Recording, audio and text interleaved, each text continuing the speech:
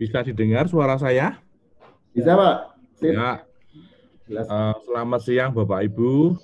Mudah-mudahan masih diberi kesehatan dalam kondisi COVID saat ini. Rupanya tidak mengendorkan kita untuk saling sharing. Jadi sesuai dengan judulnya pada malam ini teras adalah temu narasi. Saya mau mengangkat tema penjajaran struktur atap bangunan arsitektur modern dengan Nusantara.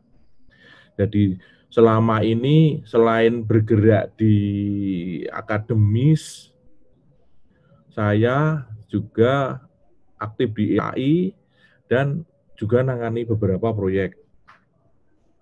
Motivasi saya menjajarkan ini karena selain selama ini kita banyak berdiskusi tentang struktur, di level profesional sudah menunggu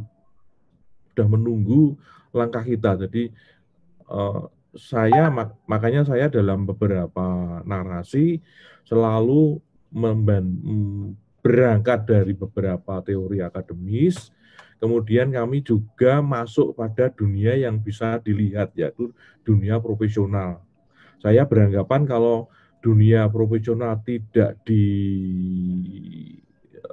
ikut sertakan, agak sayang sekali karena kasus struktur yang berkaitan dengan modern dan Nusantara yang saya tangani, saya tulis ini, rupanya di level bawah masih menunggu apa ya sebenarnya yang harus mereka lakukan karena proyek-proyek dari pemerintah saat ini arah ke arsitektur Nusantara sebegitu banyaknya, sehingga ini siang hari ini saya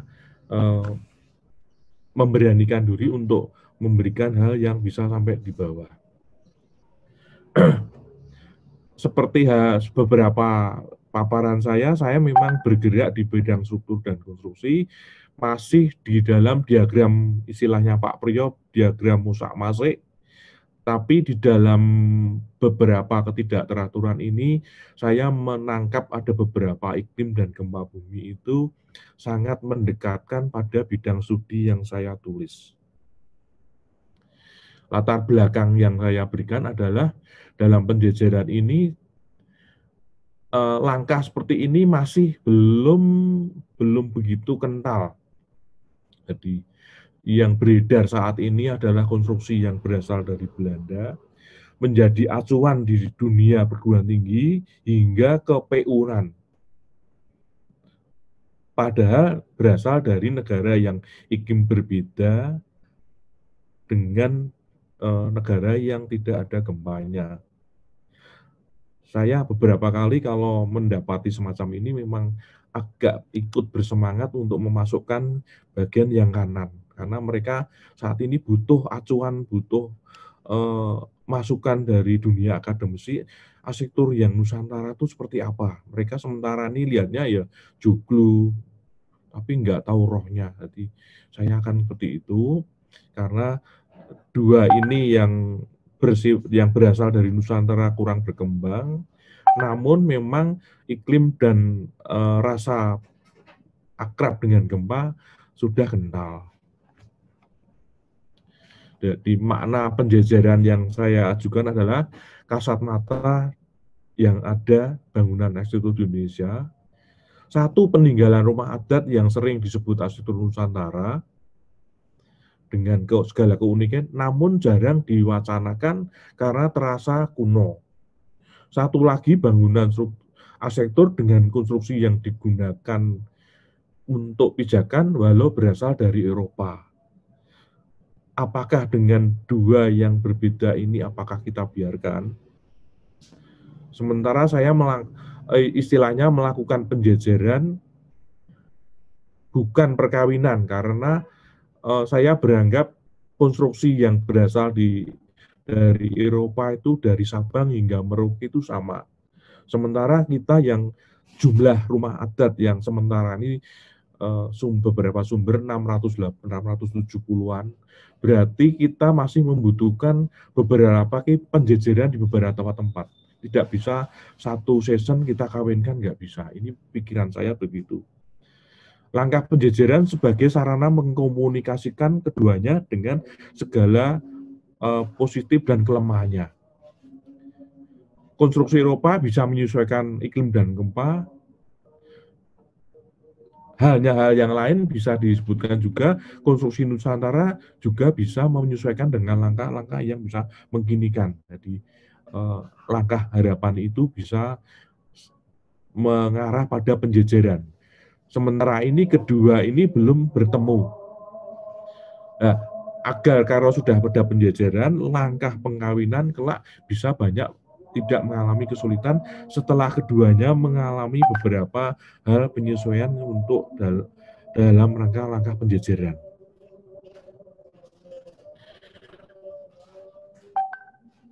Dugaan saya pertama kali, struktur kuda-kuda itu menjadi masalah ketika saya akan menjejerkan dengan konstruksi Belanda dengan Nusantara. Karena di negara asalnya itu digandakan sebagai loteng. Di sana beriklim 4 musim, tidak ada gempa. Dugaan saya semakin kuat dengan tidak diketemukannya istilah Belanda pada unsur konstruksi tersebut, yakni balok silang. Saya mencari ke buku dimanapun tidak ketemu. Itu semakin menguatkan bahwa konstruksi yang berasal dari Belanda ini banyak digunakan untuk loteng. Ini beda dengan kita yang memang ruang space, ruang dalamnya berbeda dengan ruang yang di Eropa. Sehingga kita sekarang banyak menemui ruang-ruang yang dipotong di kota ini. Padahal di atasnya cuma ruang tidak bisa digunakan. Itu yang latar belakangi saya di situ. Beberapa kajian buku yang saya baca, itu sistem bangunan yang berasal yang kita percaya, kita gunakan di proyek maupun perguruan tinggi, itu masih menggunakan pikiran-pikiran seperti ini dalam gambar. Di mana ruang yang digunakan adalah butuh pemanasan ruang dan perlindungan terhadap salju. Ini bisa kita lihat bahwa rumah-rumah yang kita lihat itu potongannya habis di dinding. Sementara sekarang kita melakukan penyesuaian. Nah, rumusan-rumusan ini masih kental ketika saya asistensi dengan beberapa orang-orang dari PU, pikiran ini masih kental. Padahal bisa dilihat dari bukunya Hendrik, kuda-kuda tradisional itu dipengaruhi oleh tukang dari Belanda. Dan sekarang malah digunakan oleh ilmuwan di dalam pendidikan. Indikator berikutnya adalah peraturan bangunan. Peraturan bangunan itu yang kita pakai adalah belum sepenuhnya mengadaptasikan ke dalam alam Indonesia yang dalam peraturan bangunan ini masih berkonotasi berorientasi ke dalam. Mungkin banyak salju, banyak angin gede, 4 musim, sehingga pikiran-pikiran ini menjadi ruang di dalam, orientasi di dalam. Memungkinkan pendirian bangunan memenuhi peraturan mengacu bentuk bangunan yang datar. Ini buku saya ambil, saya pilah bangunan-bangunan ketinggiannya itu mengacu bukan atap, tapi mengacu pada ketinggian lantai alias datar. Sehingga di dalam proyek maupun pertugasan mahasiswa saya selalu kesulitan kalau jumlah lantai berapa akhirnya mereka membuat datar. Sedangkan di negara kita tidaklah demikian. Di negara barat bisa membuat bangunan seluas 100 meter persegi. Kita tidak bisa karena kita butuh ruang-ruang samping sebagai ruang pembutuh dari aspek pernaungan sehingga kita terbebaskan dari panas dan hujan. Jadi kita sejatinya butuh tambahan luar bangunan. Makanya di dalam pembahasan struktur saya selalu membahaskan dalam bidang kearsitekturalan. Nah, ini kendala yang saya dapatkan. Seringkali kita bicara ketinggian bangunan rumah Toraja tingginya segini. Itu di aturan tingginya tinggi lantai. Jadi kita merasa dirugikan ketika membuat rumah yang lebar sebegini. Pada peraturan bangunan, saya cek selalu dengan beberapa proyek, Goding coverage 980 meter persegi, akhirnya membek-membekan karena jarak ini tidak pernah diperhitungkan. Ini yang menyebabkan kita kesulitan untuk mendeteksi di dalam desain kita. Indikator berikutnya adalah kita kesulitan. Di dalam MACTEC itu kita menggunakan 2 dimensi jembatan, sementara di dalam gedung kita menggunakan objek 3 sisi, yaitu 3 dimensional. Sehingga kita sering menjumpai ini yang masih nunggu bentuk setengah kuda-kuda itu masih ada selalu. Tadi pagi saya nengok gambar proyek masih ada. Nah, dengan cara demikian, maka kalau kita mengacu pada struktur yang hanya habis di sini, mengakibatkan tiang itu tidak bekerja secara sentris, tapi bekerja secara eksentris. Dengan eksentris yang begini, ditambah dengan bentuk portal 4 sendi yang ala bangunan modern, mengakibatkan bangunan banyak bentuk yang semacam ini, keruntuhan. Kemarin saya penelitian menghasilkan kerobohan atap itu, nanti kita bisa lihat, karena bentuknya 4 sendi, bangunannya itu kuat di tengah. Ketika ada gempa, goyangan horizontal itu muncul. Saya saksi di dalam gempa di Jogja, saat itu saya tinggal di bapak mertua, goyangan terbesar itu ada di tengah. Mengakibatkan yang lapis itu tidak kuat. Nah, paham-paham ini kan yang kita pakai selamanya ini di dunia pendidikan maupun proyek. Kemudian kita masuk pada beberapa cuplikan penelitian saya masalah gempa, dimulai dengan kata-kata yang indah. Yang perlu diperhatikan ketika membangun daerah rawan gempa, yakni menghindari konstruksi yang mengakibatkan momen besar secara horizontal. Saya temukan di geodeck. Membangun daerah gempa bumi yang perlu diperhatikan adalah penggunaan material yang lentur, misal kayu. Dari Pak Idam menjadi UII saya catat, ketika kita menggunakan dari bangunan yang batu, tidak mungkin untuk menemukan. Ada yang dilematis, dari Hansberg ini, satu sisi melihat gempa, maka bangunan besar di bawah. Namun memperhatikan sisi iklim, maka bangunan desain itu harusnya besar di atas. Melalui mencoba dan meralat tukang-tukang pada masa lalu, menyatukan kedua putusan ini menjadikan bangunan yang aman terhadap gempa. Misalkan kerumitan struktur itu di atas, ya, diatur di atas semua. Ini dari buku Hendrik. Konstruksi ikat dari Pak Prof. JP memang merupakan konstruksi yang memberikan kesempatan kepada bangunan untuk bergoyang bila terjadi goyangan dari bangunan ketika terjadi gempa. Itulah lihat berikutnya.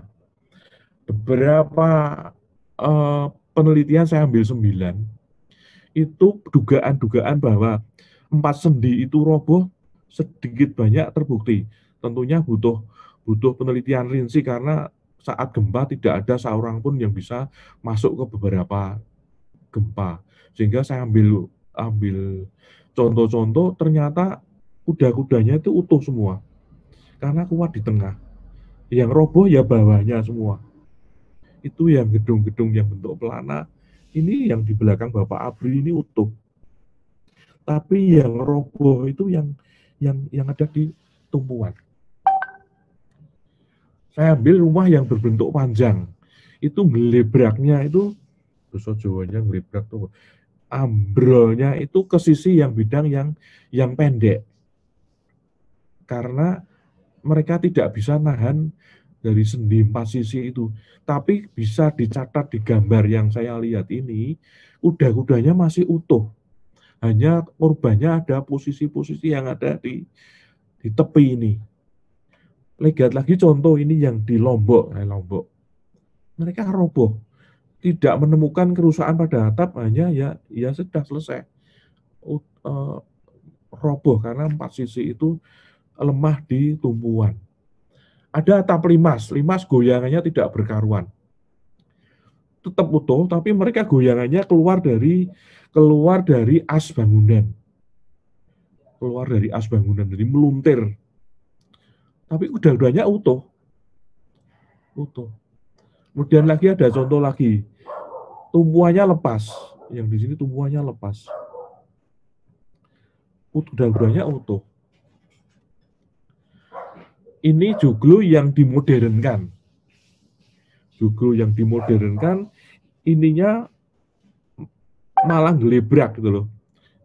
Yang masjid itu sudah ininya tetap utuh, karena ini perkuatannya ada di atas ini, sehingga mereka jatuh semua.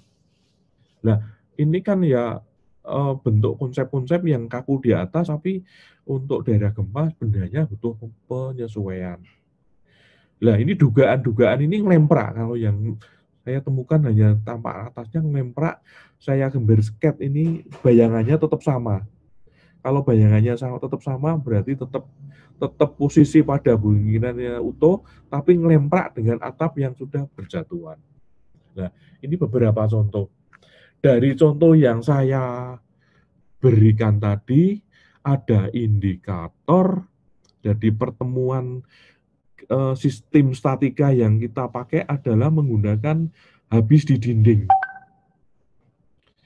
Habis di dinding, sehingga kekuatan yang besar ini akan tidak seimbang dengan daya tahan yang ada di kedua tumpuan ini. Ikatannya hanya baut satu, nggak ada.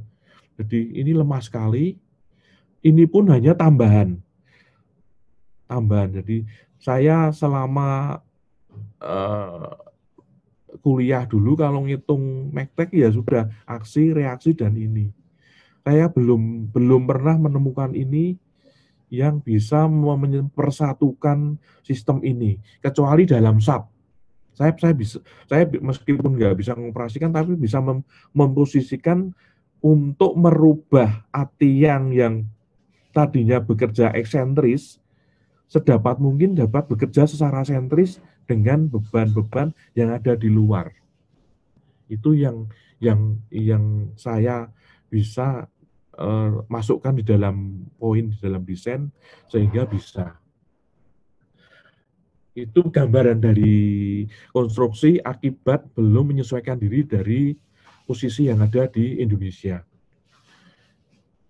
Kalau saya lihat ini di Pasar Baligi, kalau kita dari Silangit menuju proyek Jangga Dolok itu melewati Pasar Baligi, saya menganggap Pasar Baligi itu bukan langkah penjejeran, tapi maaf, ini sebuah pemerkosaan. Jadi saya masuk di dalam ini, dibuat kuda-kuda, tapi bentuknya melengkung.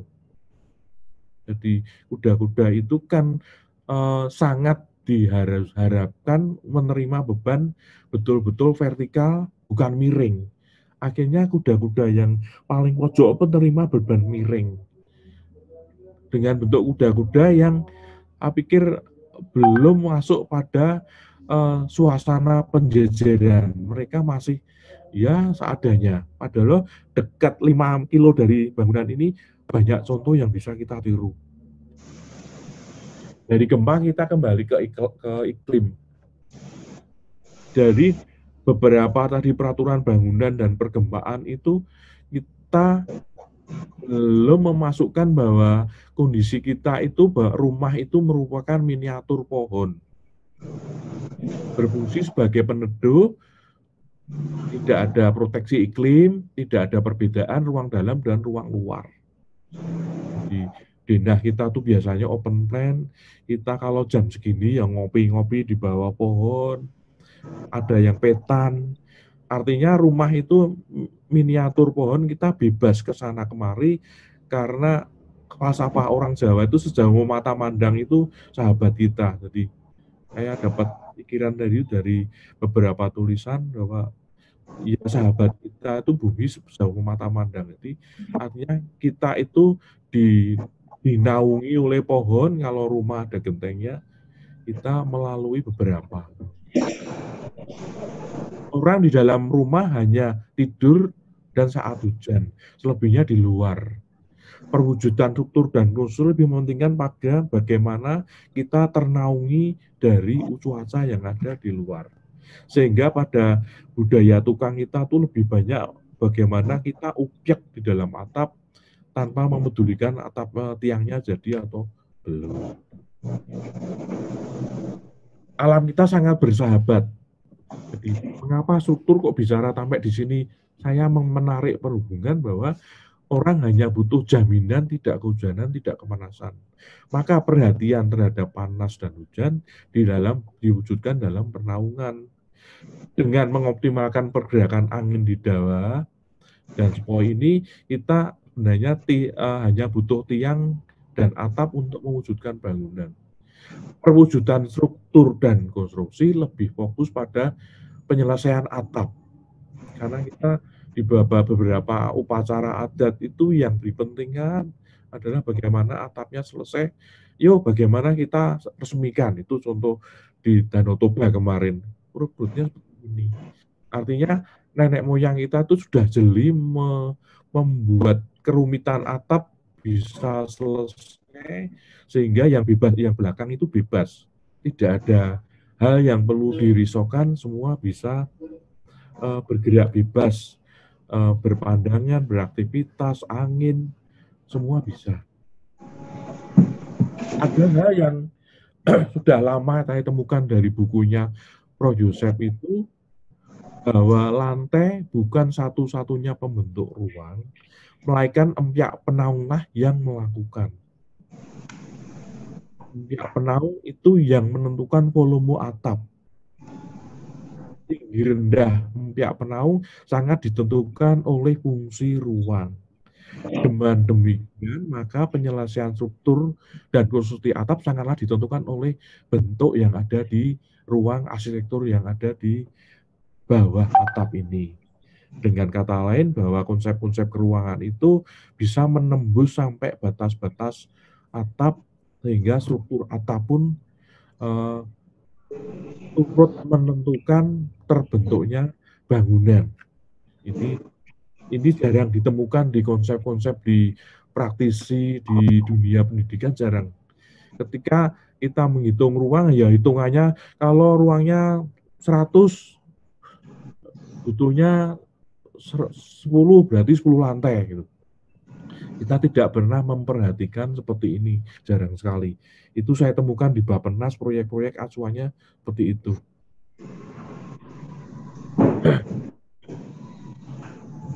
Sebuah posisi yang tepat ketika bangunan didirikan di daerah gempa.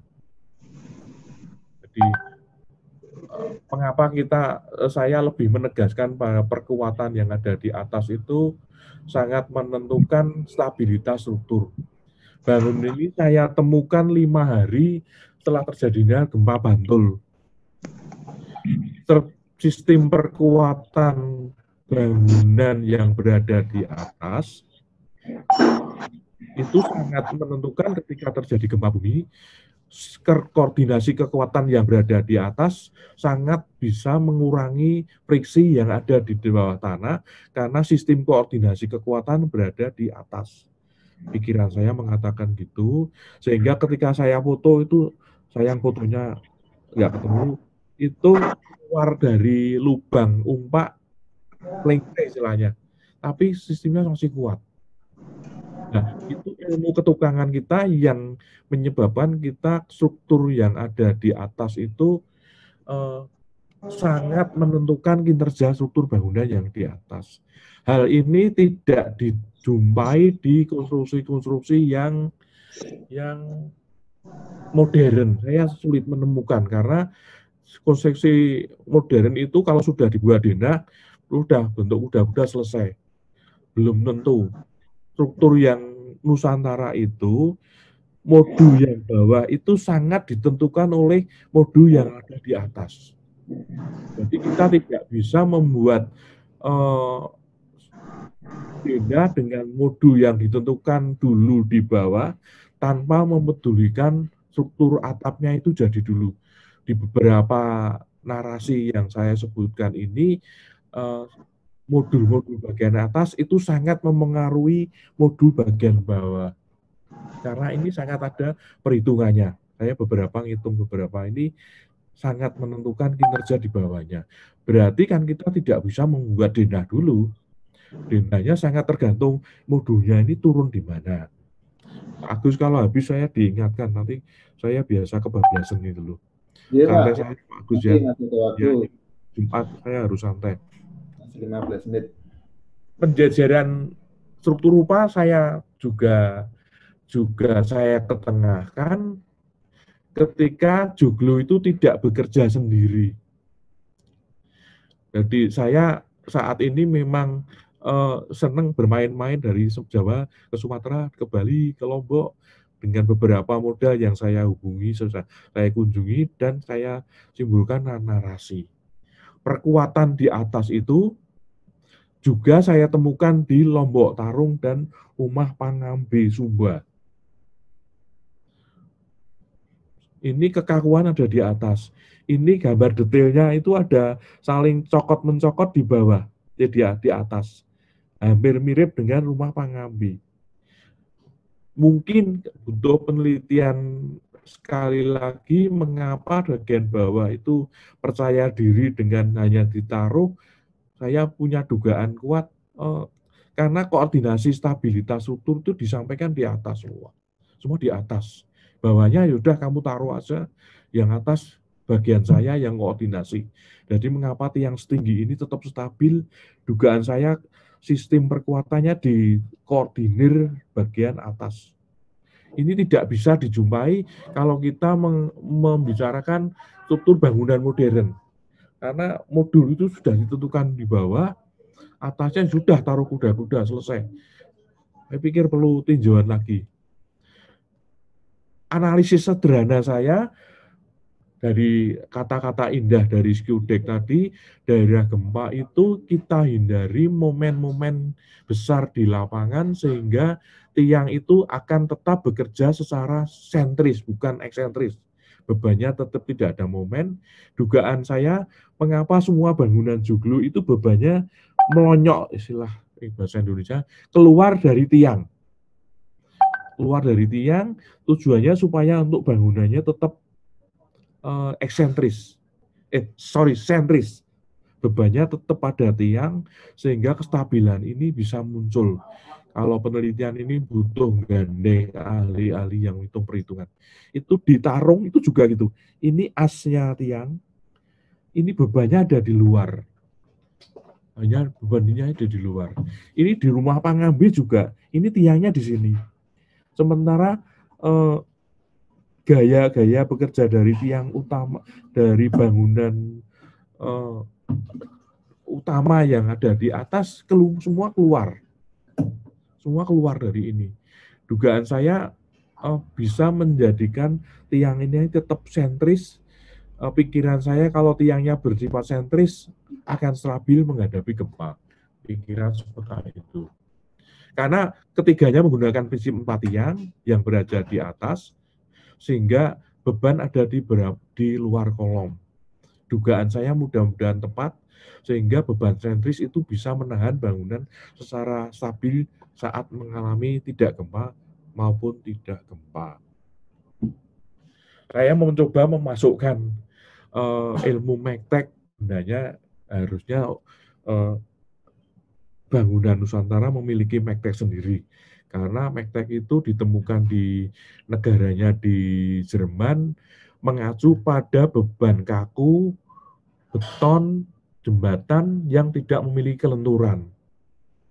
Ya, terpaksa saya belum punya acuannya, saya mengacukan gini, karena bangunan-bangunan yang menjadi acuan, meskipun sudah disanggah, diperhitungkan SAP, 3 dimensi bisa, tapi pikiran alam kita di drafter, arsitek IAI, kebetulan saya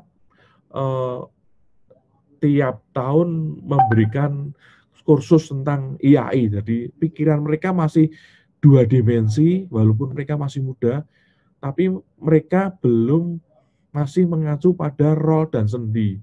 Padahal roh dan sendi itu punyanya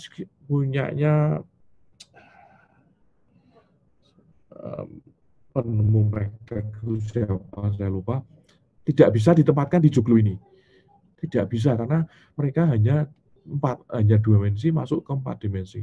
Terpaksa saya membuat gambar sketsa kurang lebih kalau bangunan joglo itu sistem stabilitas horizontal itu diatur di sini di atas, yang bagian bawah cuma udah kamu naruh saja, karena prinsip bangunan konstruksi Nusantara itu sedikit mungkin melukai bumi. Sudah banyak ditemukan di 600 sekian, semua kekuatannya ada ditaruh di atas. Sehingga menambah keyakinan saya, ini beban yang dari atas itu di luar konstruksi itu menyetabilkan beban yang ada di tiang ini. Saya pikir ini nanti butuh penelitian karena memang saya senangnya menduga-duga. Kemudian saya masih konsentrasi pada atap. Beberapa narasi gambar yang ada di atas itu semakin meyakinkan kita bahwa di 600 sekian rumah adat yang kita temui itu tidak menemukan apa yang bentuknya kuda-kuda, sehingga penjejeran itu selayaknya juga mempertimbangkan kita bahwa atap kita itu tidak ada, semua lempengan. Ini atap empyak yang baru saja dibongkar, saya foto. Ini di Wairebo lempengan, di Papua lempung, di Batak juga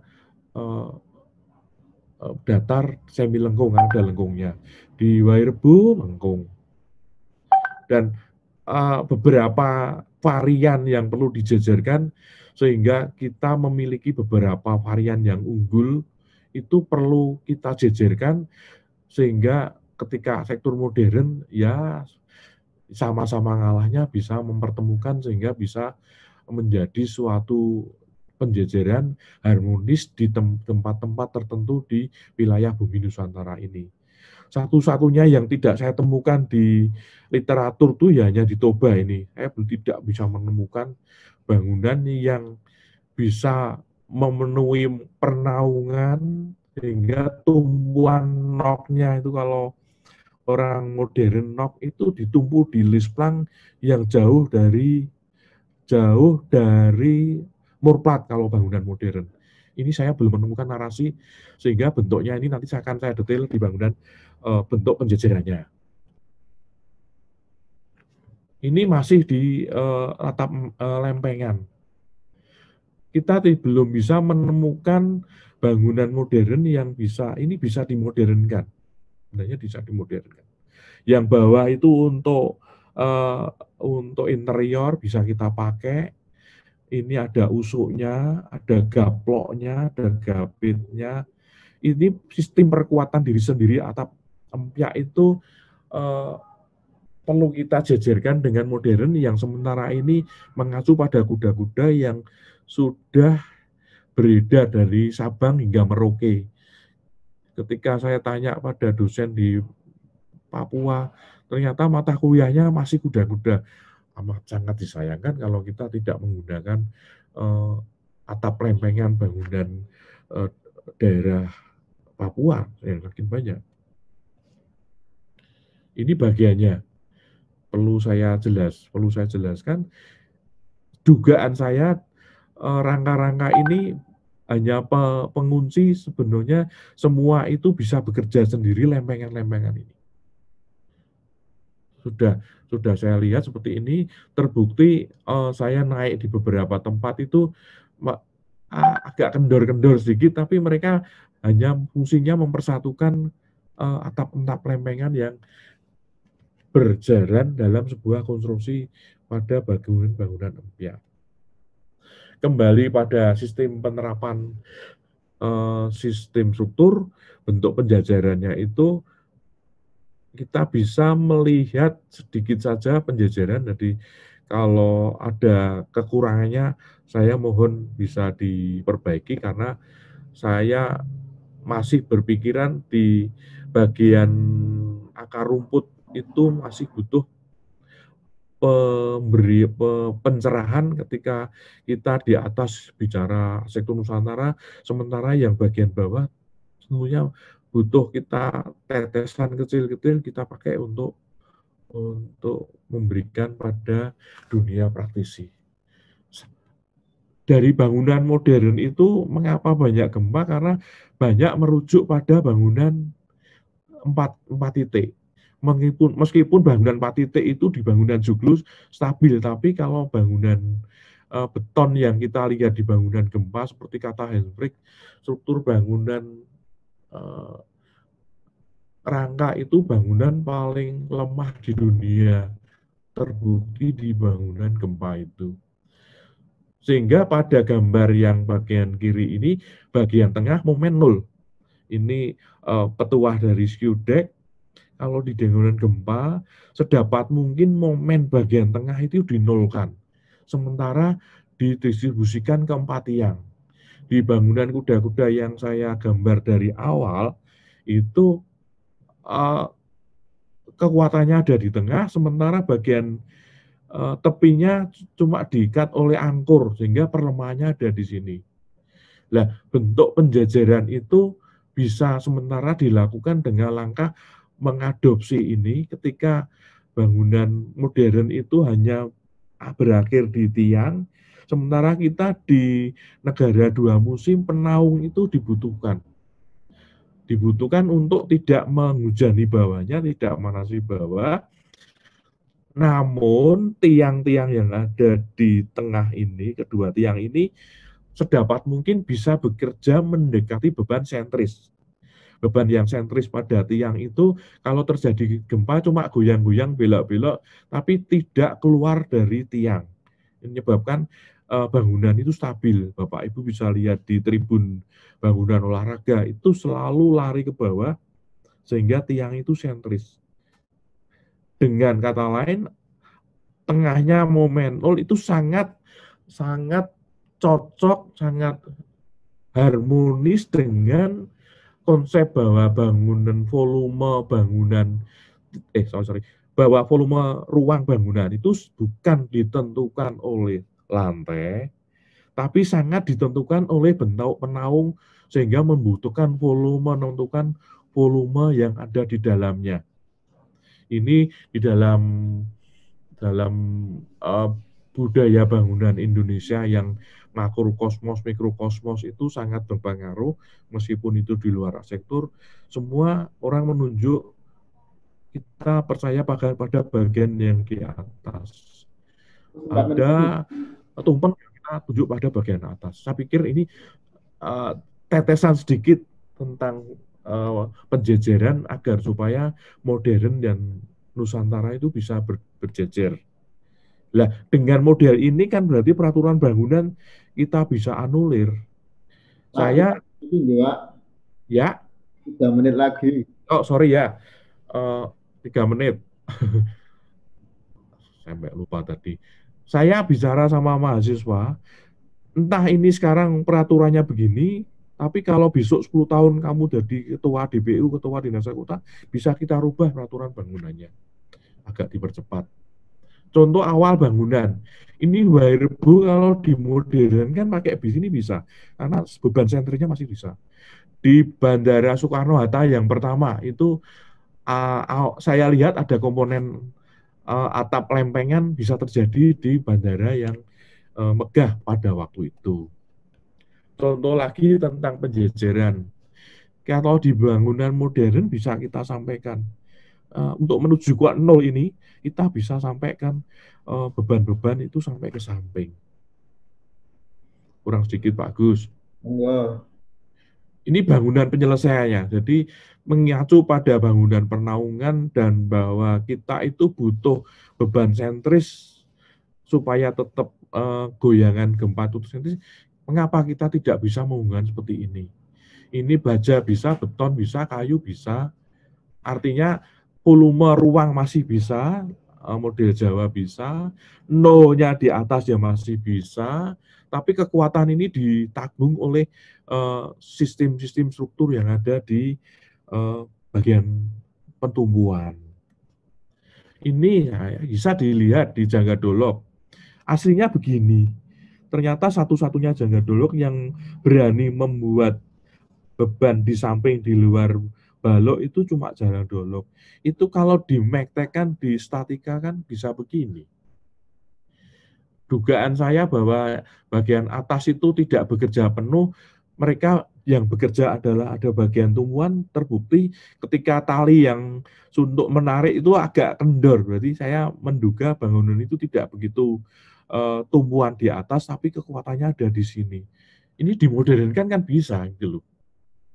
Ini ini ini butuh suntikan yang banyak sekali untuk proyek-proyek. Kalau kita berdiri di atas teori terus, lama-lama ditinggal oleh profesional karena PU sudah menanggapi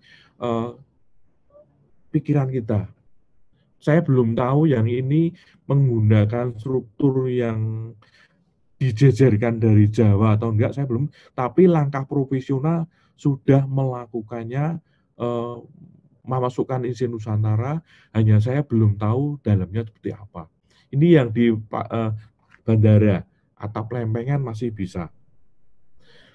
Sehingga dalam proses penjejaran ini disadari konstruksi modern sudah menjadi bahan rujukan baik perguruan tinggi maupun praktek di lapangan di Indonesia.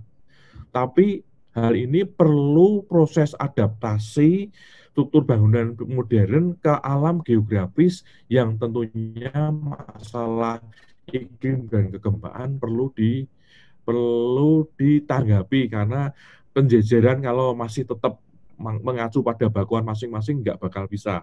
Iklim dan perkembang memiliki masalah yang berbeda, namun keduanya dapat dipersatukan dalam konsep yang indah.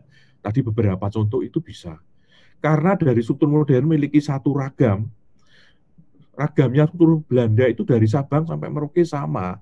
Maka dalam proses penjajaran selayaknya mengikuti karakter setempat, sehingga nanti perkawinannya bukan perkawinan Indonesia, ya tapi Sabang perkawinan, Sumatera perkawinan, Jawa perkawinan, terjadi perkawinan antar keduanya sampai 660.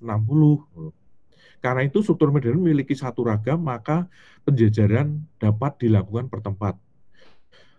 Hal serupa berlaku untuk pengkinian atau pengesokan bagian bangunan Nusantara.